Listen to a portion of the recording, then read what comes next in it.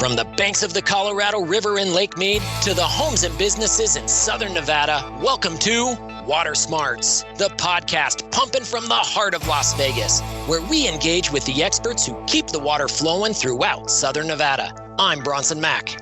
And I'm Crystal Zuelke. From how we treat it, deliver it, use it, protect it, and conserve it, the Water Smarts podcast is all about water in Southern Nevada. We hope to make you a little smarter about the one thing that keeps us all connected: water.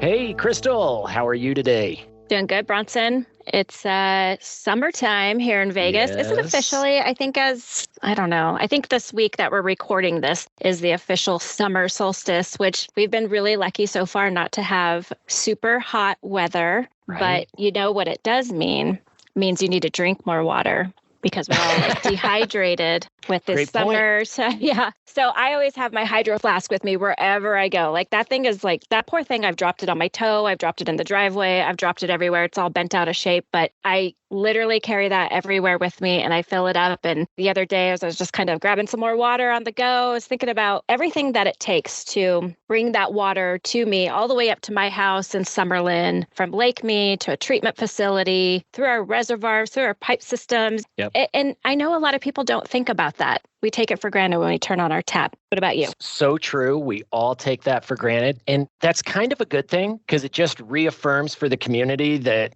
water agencies here in Southern Nevada are doing their part to protect that water, to deliver it so that you don't have to think about it, so that we meet the demand every time you turn on that tap. But you are absolutely right. The amount of effort that goes into not just delivering that water, but that water has to be protected the entire journey from Lake Mead to your tap. And that is about protecting water quality, the quality of the drinking water coming out of the tap. And today, SNWA's laboratory manager, Carolyn Faircloth, is here to talk with us a little bit about what it takes to do just that. Protect that water quality as it makes its way to your tap. Carolyn Faircloth, welcome back to the Water Smarts podcast.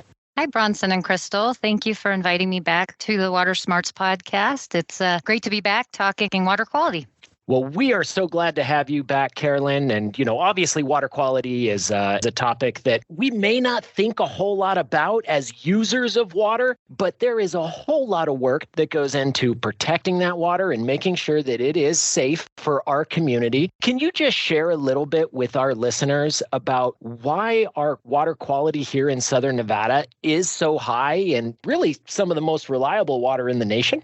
Absolutely, Bronson. Our facilities here are world-class. We have world-class testing and treatment facilities here at Southern Nevada Water Authority. Our treatment facilities use ozone to destroy bacteria and other organisms, such as E. coli, cryptosporidium, and other enteroviruses that make people, very sick. Our laboratory then goes out and collects water samples at the treatment plants, at the lake, out at Lake Mead, and in the distribution system to ensure that we are producing a high quality drinking water for our community. And not only is our lab here certified by the state of Nevada laboratory accreditation body, we also just recently received the NELAC Institute TNI accreditation, which is a national voluntary for us accreditation, but it does follow ISO standards, which is International Organization for Standardization, and that's ISO 17025 standards. So that's, a national and international, if you will, standardization. So that's a very big deal for the lab and just kind of continues to show the level of quality that we put in what we do. So we also do all this testing to make sure that we meet local, state, and federal requirements. We go above and beyond those requirements. So, for example, in 2022, we collected 53,000 water samples. And of those water samples, we analyzed about 300,000 analyses. So that ranges from chemical to microbial, as I had mentioned earlier. And so we go above and beyond even the regulatory requirements, the federal and state. We, analyze the 91 EPA required regulated contaminants, but we also analyze for about 75 unregulated contaminants as well. And this monitoring kind of just goes on 24 hours a day, 7 days a week. So the analyses continue to flow through the lab. And we drink the water too. So we just want to ensure that our families, our friends, and our community receives a high quality drinking water product. So, Carolyn, there are no days off at the Water Quality Laboratory, but you did mention that you take samples from the distribution system. What does that mean when you take samples from the distribution system? Are you taking samples from like pipelines in like residential neighborhoods? Actually, we are. So we do collect samples from residential dedicated sample stations that are approved by the state. And then we also collect samples from various locations, such as commercial properties, backflow devices, things like that. We also collect samples from the transmission systems, so such as like the big reservoirs or turnouts, as we call them. So we're monitoring throughout the distribution system. Awesome. And the results of all those tests that you were talking about, Carolyn, are made available to the public, and they're very easily accessible online on our websites. Can you kind of explain to people how they can review the results of those tests and see for themselves what's actually in the water? Absolutely, Crystal. So the Federal Safe Drinking Water Act requires all public water agencies to produce and distribute a water quality report every year. It's also called a consumer confidence report, and that's kind of the official title. Most utilities call it a water quality report. We go out and collect the water samples for our member agencies, which we're responsible for 13 public water systems, such as City of Henderson, Las Vegas Valley Water District, Nellis Air Force Base, or a few examples. We provide the results from the monitoring that we do at our water treatment plants, as well as throughout those distribution systems, so that those public agencies can produce their reports to their communities and customers each year. Customers can find links to the water quality reports on snwa.com under water quality. There's links to the different public water systems, so anybody can click on a link and it'll take you right to those websites, or you can even visit your water provider's website directly. For example, Las Vegas Valley Water District lists their consumer confidence report or water quality report online, but they also send out a copy of the report in the mail in the summer, typically before July 1st.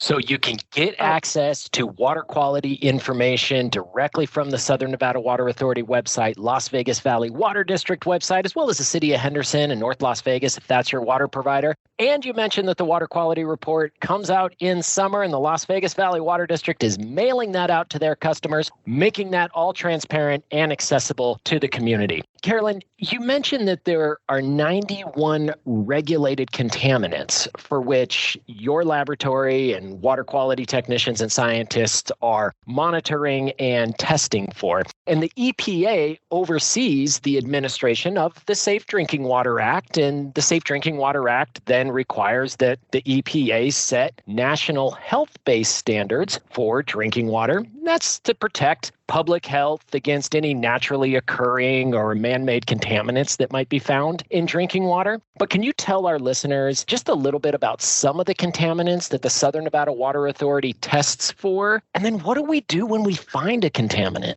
Absolutely. The SNWA lab tests for various contaminants. I think I mentioned earlier, from chemical to microbial. We even collect samples for radiologicals, although we subcontract those out because we don't have the capability to analyze those. But the contaminants vary. We collect tests from A to Z, so literally from aluminum to zinc. So trained scientists and analysts and specialists operate highly advanced and very sensitive instrumentation to analyze the samples. Our instruments can detect down to parts per million or parts per billion in some cases. To kind of equate that, parts per million is equivalent to about 3 drops in a 42-gallon barrel. Parts per billion is equal to 1 drop in an Olympic-sized swimming pool. So these concentrations are very, very low, and that to ensure that, again, that we're meeting or surpassing the EPA's MCLs, which are maximum contaminant levels. Just because we find a contaminant in the water doesn't mean that it's a level that poses a health risk. EPA and state regulators determine what a safe level is for potential contaminants. I mentioned the maximum contaminant level, which is the MCL. So for all those contaminants, there's a set MCL. For example, nitrate has an MCL of 10 parts per million. We may see that at a fraction of that MCL, and just because we see it doesn't mean it's at a level of concern, but we do have to report that. And so our Again, our water supply does meet or surpass the federal regulations. If we do detect a contaminant, so if we find it above the MCL, if it exceeds the MCL, the Public Water Agency is required to notify the state of Nevada Bureau of Safe Drinking Water Division about that exceedance. We then have to do, follow-up testing and monitoring, and then we notify the community through what's called a public notice. So that may be in bill inserts, letters to the community, postings, and or the annual water quality report. So I've said many times on this podcast, Bronson and I have had conversations about drinking the tap water. We both have cabinets full of hydro flasks because our families use those to put the water in. I don't have any problems drinking it unfiltered. I grew up here, so I'm used to it. But I know one of the complaints we get a lot, and probably one of the most, is that our water is very hard. And sometimes it can taste a little chalky to people. Carolyn, can you explain why our water is so hard and why that is not a water quality issue? Absolutely, Crystal. And I too have an obsession with hydro flasks and have cabinets full of them. So I as well drink the water. And I have two words for you, calcium and magnesium. That's the reason why some folks may think that the water tastes chalky. They may have a buildup, like a white buildup film on their fixtures and faucets, maybe spots on glassware. And that's because the Colorado River is our main source of our water in Lake Mead, and it has a very high mineral content. So we do see a higher level of magnesium and calcium in our water, and that is why. So this is an aesthetic issue, and it does not impact health.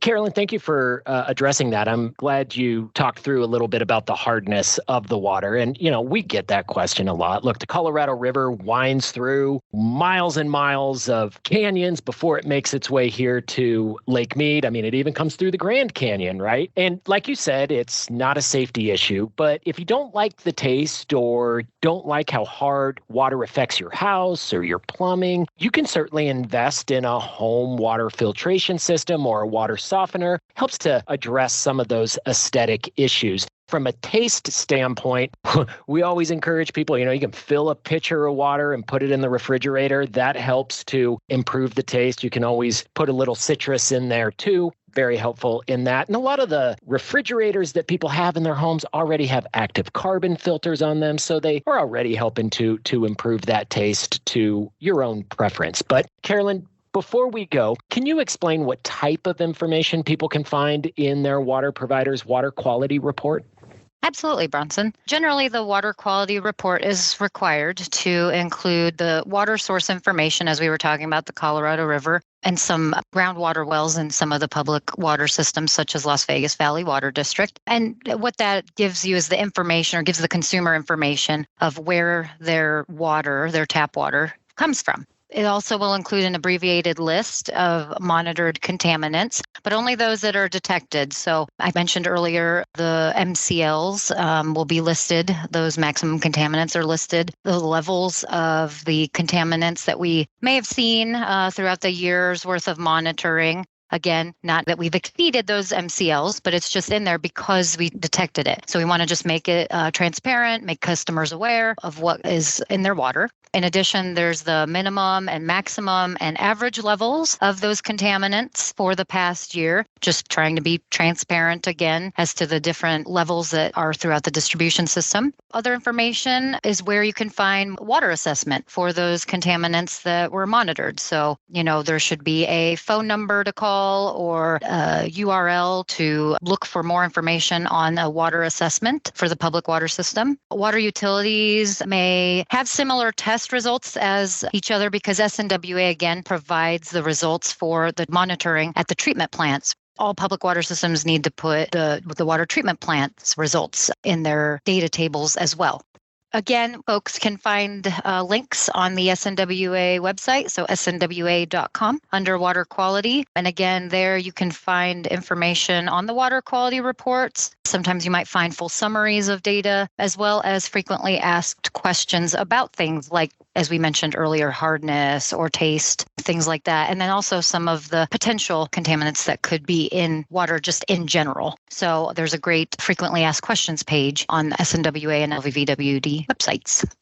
Well, Carolyn, that is a lot of great information when it comes to protecting the quality of our drinking water. There's federal regulation, there's state regulation, there's sampling that takes place, there's analysis of those samples, all done by scientists in a state-of-the-art laboratory right here in Southern Nevada, helping to make sure that the water that comes out of your tap meets or surpasses those standards so that you can use it, drink it, consume it with confidence. Carolyn Faircloth, manager of SNWA's Water Quality Laboratory, thank you so much for joining us here on the Water Smarts podcast. Thanks again, Bronson and Crystal, for having me on the Water Smarts podcast and sharing information on what SNWA does each and every day to ensure our community receives high-quality drinking water. You bet. Thanks for protecting that water for all Southern Nevadans. Do you have thirsty grass? You're in luck. The Southern Nevada Water Authority will give you cash for your grass. Convert your useless lawn to Water Smart Landscaping and receive a cash rebate from the SNWA. Start saving water and money today by visiting snwa.com. SNWA is a not-for-profit water agency. Well, Crystal, another good episode. Great having Carolyn on and hear about all the good work that she's doing out there to protect the quality of the water that's coming out of our taps. Yeah, we have a lot of really smart, great folks that work out at our lab in both the water quality lab and the research and development area of the lab. So those people that go in every day and do what they do is why I feel comfortable and good drinking our water. I don't have any issues with it. Like I've said before, the taste doesn't bother me. But yeah, when it comes down to it, I know that our water is cared for, it's safe, it's good. Yep. And just like you, drinking the tap water at our house, and in fact, made all of my children's baby bottles with tap water. I mean, that just shows the level of confidence that I have in that work. And the other thing that was really interesting in it, it's a little complex for some of us because we don't know what all of these acronyms are. But Carolyn talked about the fact that the laboratory that is operated by the Southern Nevada Water Authority has all kinds of certifications associated with it, some of those certifications being voluntary. And in fact, we are the only municipal water agency in the state of Nevada that has some of these certifications and some of only a few that have it nationwide. So that in and of itself is extremely impressive. And she didn't even hit on all of the awards and certifications that the lab and treatment facilities have received over the years. Yeah, so just so everybody is aware, because I don't know if we talked about this at the very top, but we have two state-of-the-art water treatment facilities here in Southern Nevada. We have our Alfred Merritt Smith treatment facility out at Lake Mead, and then we have our River Mountains facility. And both of those have won in the past, just in the last few years, the Excellence in Water Treatment Award from the Partnership for Safe Water. So they both go above and beyond when it comes to treating and testing our water. Yep, that is right. Keeping your water safe, making sure that it is meeting or surpassing the standards so that you can use it, drink it, consume it, all with confidence. Well, that's it for this episode here on the Water Smarts podcast. We hope you subscribe and listen next time. And if you have any questions, feel free to reach out to us. You can find us via email at watersmarts@snwa.com. That's watersmarts@snwa.com. We'll get back to you with an answer, and you might even hear one of your questions on a future podcast. Thanks for listening, and we hope you join us here next time on Water Smarts.